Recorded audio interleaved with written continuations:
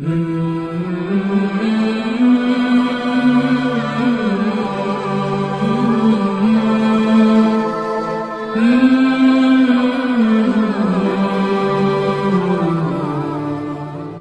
اللہ الرحمن الرحیم۔ السلام علیکم ورحمۃ اللہ وبرکاتہ۔ میں ہوں محمد وسیم اکرم القادری اور آپ دیکھ رہے ہیں خوابنامہ۔ ڈاکٹر عامر لیاقت کے بارے میں مختلف آراء بیان کی جاتی ہیں۔ وہ اہل ادب سے تھے یا اہل تبرہ سے تھے؟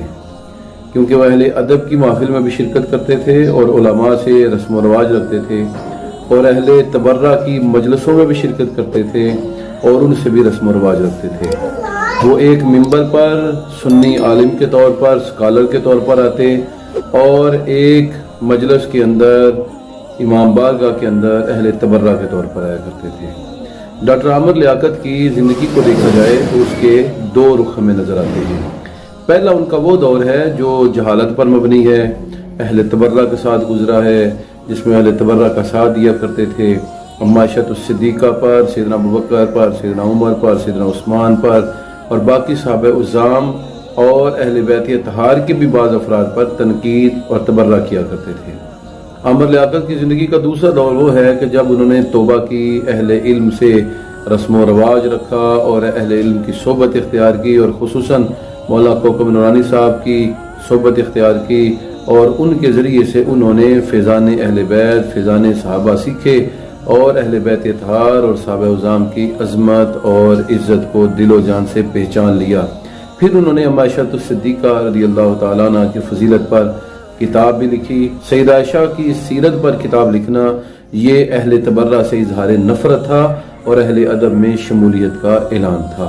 ہم بس اتنا ہی کہیں گے کہ ڈاکٹر صاحب نے اپنے تمام تبرات سے جو ریکارڈ ہیں، یہ ریکارڈ نہیں ہے، بالآخر توبہ کر لی تھی، اور ان کی توبہ کا ثبوت ان کی یہ کتاب ہے۔ آئیے ان کی اپنی زبانی کتاب کا پورا تعارف اور کتاب کا دیباچہ کہاں پر لکھا، سیدہ عائشہ الصدیقہ کے قبر انور پر حاضری دے کر کون کون سے الفاظ اور واقعات وہاں پر لکھے، وہ ہم دیکھتے ہیں۔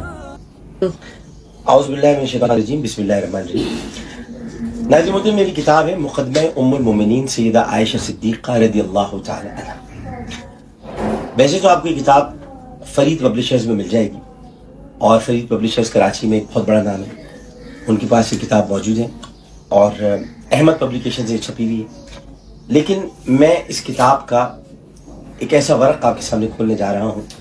جو میں نے حضرت عائشہ صدیقہ رضی اللہ تعالی عنہا کے قدموں میں بیٹھ کے لکھا،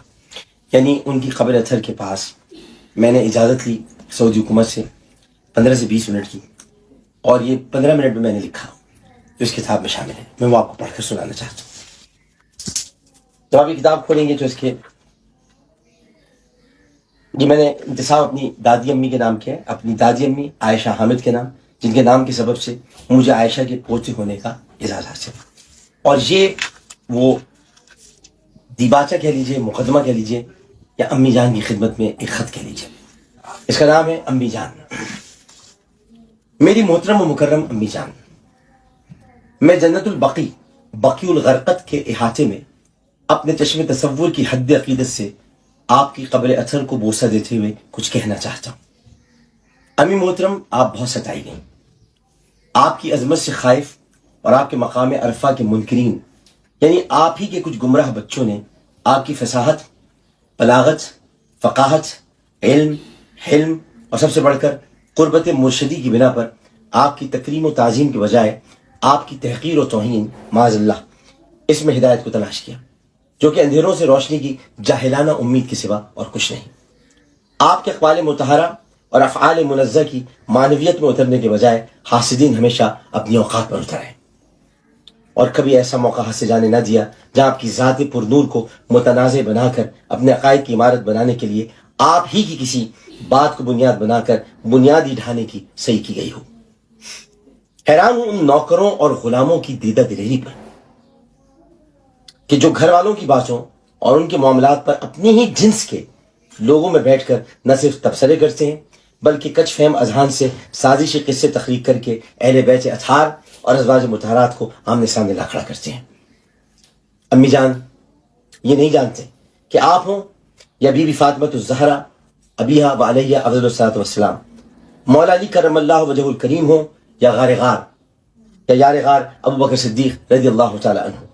ان میں سے جسے بھی اذیت پہنچائی جائے گی بلا شبہ اس سے پہلے میرے آقا میرے مولا حضرت محمد صلی اللہ علیہ وآلہ وسلم کو اذیت پہنچے گی، اور جس نے رسول کو اذیت پہنچائی اس کے لیے قرآن کا اٹل فیصلہ ہے، ان الذین یؤذون اللہ ورسولہ لعنهم اللہ فی الدنیا والآخرہ وعد لهم عذابا مہینا،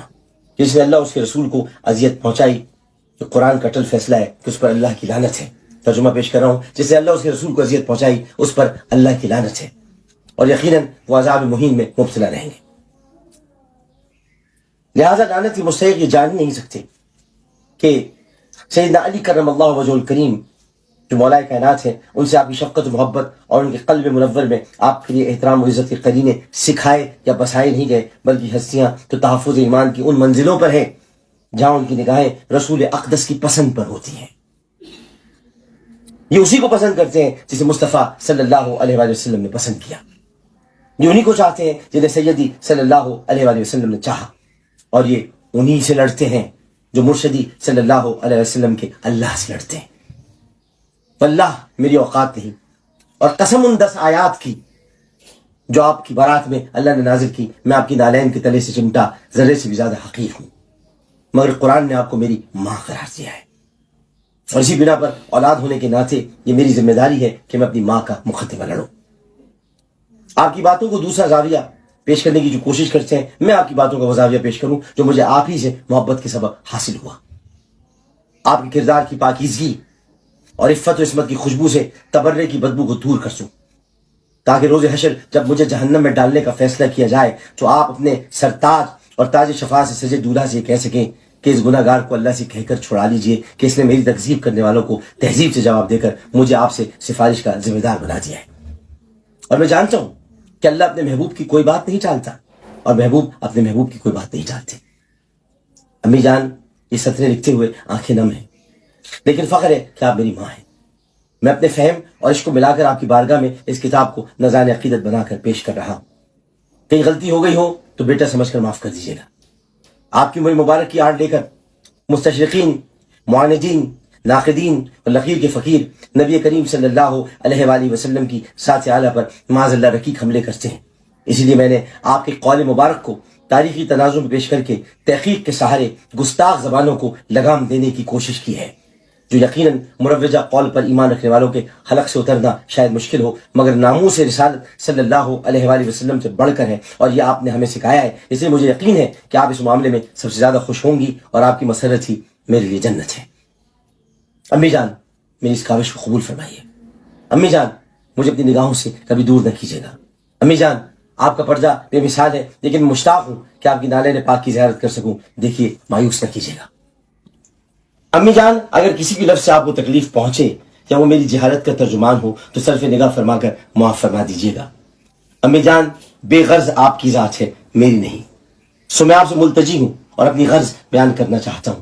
کہ میرے نام اعمال میں سیاہ کاریوں، بدکاریوں اور غلاظتوں کے ڈھیر کے سوا کچھ نہیں، بس اس کیچڑ جیسے وجود میں حب عائشہ صدیقہ رضی اللہ تعالی عنہا کا ایک کمل کھلا ہے جو کہ کتابی شکل میں موجود ہے۔ اسے قبول کر کے میری اللہ کے رسول صلی اللہ علیہ وآلہ وسلم سے سفارش ضرور فرما دیجیے گا۔ امی جان آپ میرا ذمہ لے لیجیے، کیونکہ میرے ذمہ تو جو کچھ تھا میں نے اسے نہیں نبھایا، میں نے اپنے کسی عہد کو پورا نہیں کیا، مگر آپ تو ان کی حیات پاک کی رفیقہ ہیں جو عہد پورے کرنے والوں میں سے ہیں، جنہوں نے شب ہجرت بھی امانتوں کا خیال رکھا، اور کچھ یوں ہوا کہ لوگوں کی امانتیں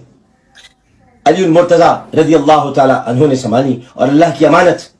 یعنی محمد مصطفیٰ صلی اللہ علیہ وآلہ وسلم کو آپ کے بابا جان حفاظت میں لے کر نکلے۔ میرا لباس حیات تار تار ہے،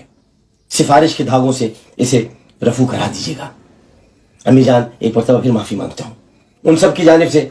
جنہوں نے آپ کو نہیں سمجھا، اور ان کی جانب سے بھی جو آپ کی محبت کے دعوے دار تو ہیں لیکن آپ کے مرتبے کو عورت کے ترازو میں تول کر اعزاز ام المومنین کی رفعت تک پہنچ ہی نہیں پاتے، اور زبان کی لفظشوں پر آپ سے ٹھیک طرح معافی بھی نہیں مانگ پاتے۔ امی جان اجازت دیجیے،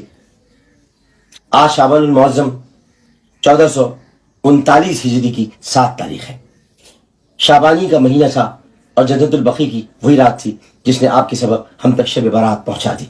اور کیوں نہ پہنچتی کہ جو آیات برات کا تاج پہنے ہو اسی کو شب برات کی خبر دینا زیب دیتا ہے. تو پھر میری بھی برات ہو، میری بھی برات ہو، میری بھی برات ہو. آپ کا غلام عامر لیاقت حسین 7 شعبان المعظم 1439 ہجری، احاطہ جنت البقیع گنبد خضرا کے سامنے. شکریہ.